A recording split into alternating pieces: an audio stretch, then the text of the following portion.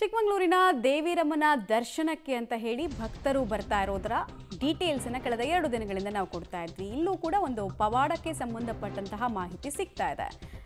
ಗಾಳಿಯ ರೂಪದಲ್ಲಿ ದೇವಸ್ಥಾನವನ್ನ ದೇವಿರಮ್ಮ ಪ್ರವೇಶ ಮಾಡಿದ್ದಾರೆ. ದೇವಿರಮ್ಮನ ಬೆಟ್ಟದ ತಪ್ಪಲಿನ ಕೆಳಭಾಗದಲ್ಲಿರುವಂತಹ ದೇವಸ್ಥಾನ. ವರ್ಷಕ್ಕೊಮ್ಮೆ ಭಕ್ತರಿಗೆ ಬೆಟ್ಟದ ಮೇಲೆ ದೇವಿರಮ್ಮನ ದರ್ಶನ ಆಗುತ್ತೆ. ಉಳಿದಂತೆ ಎಲ್ಲ ಟೈಮು ಅದು ಮುಚ್ಚಿರುತ್ತೆ.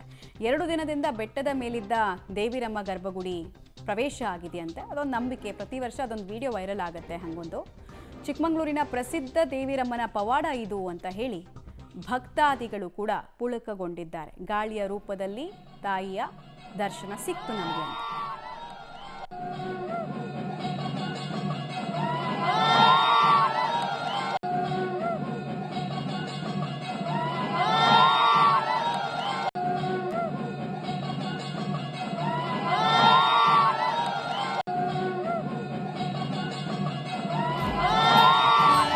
ದೇವಿರಮ್ಮನ ದೇವಸ್ಥಾನ ಕೂಡ ಬಹಳ ಶಕ್ತಿಶಾಲಿ ಪೀಠ ಅಂತಾನೆ ಜನ ನಂಬಿದ್ದಾರೆ. ಆ ಜನ ನಂಬಿಕೆ ಇರೋ ಕಾರಣಕ್ಕೋಸ್ಕರನೇ ಯಾವ ಪ್ರಮಾಣದಲ್ಲಿ ಜನ ಬಂದಿದ್ದಾರೆ ಅಂತ ನೋಡ್ತಾ ಇದ್ದೀರಾ.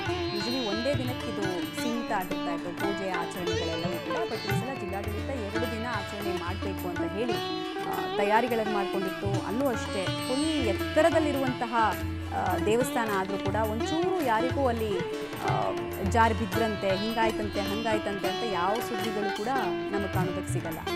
ಅದು ದೇವಿಯ ಪವಾಡ ಅಂತಲೇ ಜನರು ನಂಬಿಕೆ. ಸಾವಿರಾರು ಜನ ಹರಕೆ ಹೊತ್ಕೊಂಡಿರ್ತಾರೆ. ಹರಕೆ ತೀರಿಸೋದಕ್ಕೆ ಅಂತ ಹೇಳಿ ಬೆಟ್ಟ ಹತ್ತಿ ಮಳೆಯ ಮಧ್ಯೆ ಜಾರೋ ಬಂಡೆಗಳ ಮಧ್ಯೆ ಬರ್ತಾರೆ.